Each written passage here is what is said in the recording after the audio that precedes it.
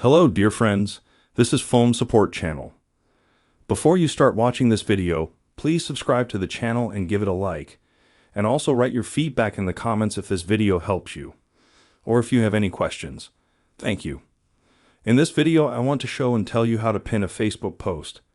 To do this, you will need to go to Facebook. You have there, for example, some of your posts. You open your account if you have a list of your posts, and you want to pin any of these posts to be in the first place.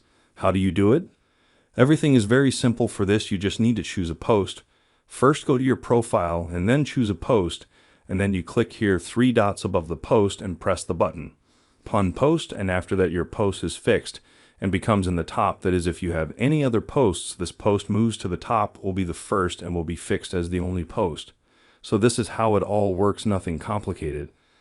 Then if you want to unbind it, for this you click also 3 dots here, unpin post, and after that your post is unbinded. As you can see, this is a very simple and quick way. Done. Nothing complicated. If you like this video, put likes and subscribe to the channel. And also watch other useful videos on the channel. That was Foam Support. Bye bye. See you later.